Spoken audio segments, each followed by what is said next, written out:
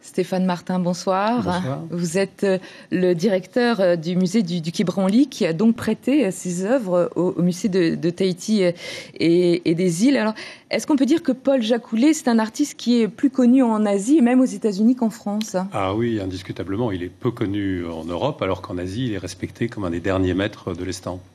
C'est un grand voyageur, on l'a vu dans le sujet. Il a vécu une grande partie de sa vie au Japon. Il s'est rendu également en Micronésie. Ses estampes, d'ailleurs, sont dignes des grands maîtres de cet art japonais. Comment avez-vous découvert son œuvre, vous qui êtes plutôt un spécialiste de l'art primitif? En fait, la fille adoptive de Paul Jacoulet voulait donner l'ensemble de l'atelier, parce qu'en fait, il a gravé des estampes, il a beaucoup dessiné, et il n'a jamais vendu ses dessins. Donc il y a à peu près 400 dessins qui étaient restés dans la famille. Et elle est japonaise, mais elle souhaitait que cette collection rejoigne la France. Donc elle l'a donnée au musée du Quai Branly, à charge pour le musée du Quai Branly de faire circuler cette œuvre dans le monde. Alors justement, ces œuvres, donc 80 estampes et des dessins également, comment ont-elles voyagé? Comment vous les conservez? Est-ce que c'est difficile d'organiser une telle exposition dans des conditions notamment météorologiques comme à Tahiti, parce qu'il y a une hygrométrie qui est très importante, enfin il y a des conditions un peu difficiles pour les conserver? Alors il faut faire attention, mais le musée de Tahiti est un musée moderne et bien équipé, donc il faut effectivement les transporter dans des conditions particulières. Et surtout, ce qui est important pour tout ce qui est sur papier, c'est de respecter une stabilité de l'hygrométrie, de la température, de l'humidité. Mais il y a de très bons professionnels au musée de Tahiti et des îles, donc on n'est pas inquiet. En quoi ces estampes sont-elles remarquables, belles? On l'a vu, mais est-ce que c'est le fait qu'elles soient l'œuvre d'un Français?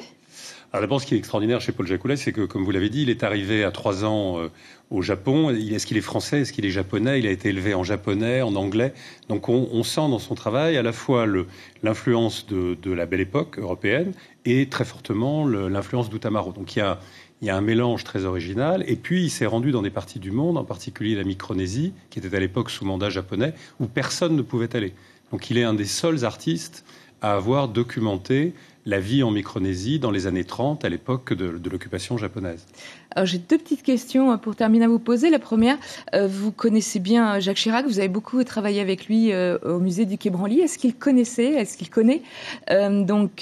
cette œuvre de Paul Jacoulet et est-ce que vous l'avez vue récemment? Alors il était venu voir l'exposition au moment où elle a été présentée au musée. Et oui, je le vois assez régulièrement, plusieurs fois par an.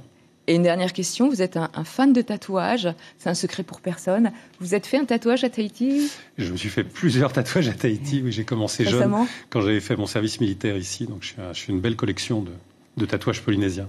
Stéphane Martin, merci d'avoir accepté notre invitation. Une exposition à voir jusqu'au mois de décembre au musée de Tahiti et des îles. Merci.